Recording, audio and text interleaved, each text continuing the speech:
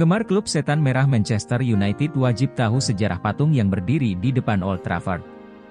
Patung tersebut dibangun untuk mengenang pemain legenda Manchester United, trio maut atau disebut juga United Trinity.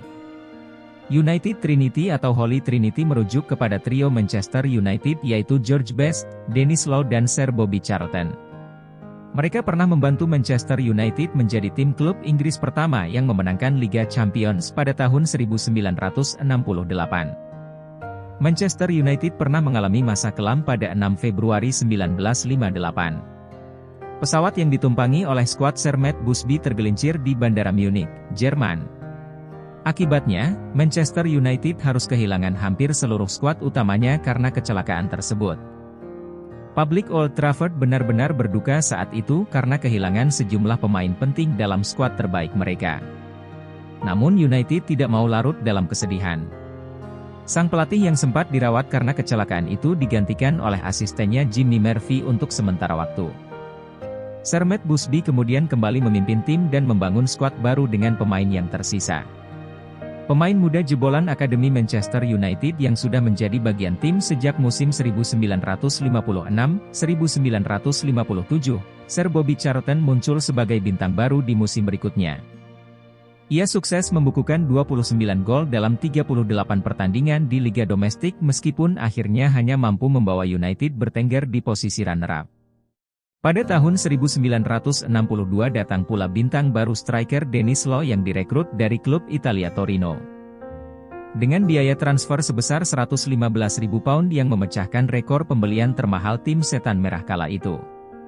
Pemain internasional Skotlandia ini sebelumnya sempat bermain untuk Manchester City.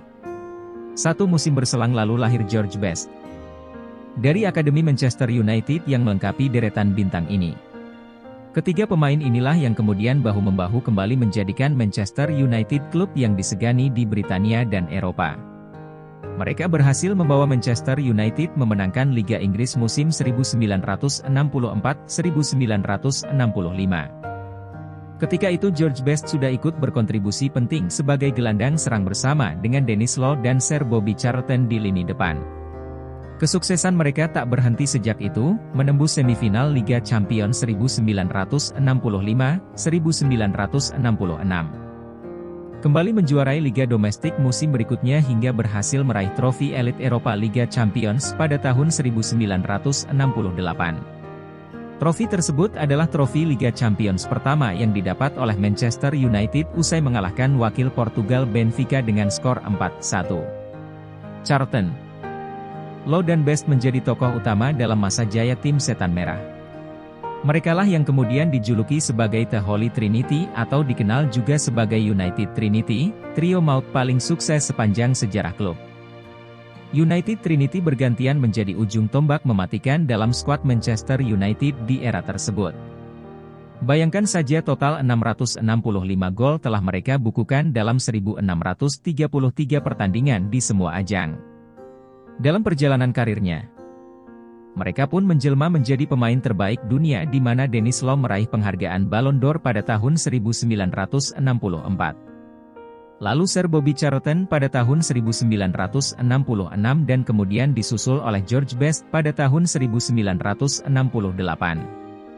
Namun sayang pada akhirnya trio ini pun harus berpisah di akhir musim 1972-1973.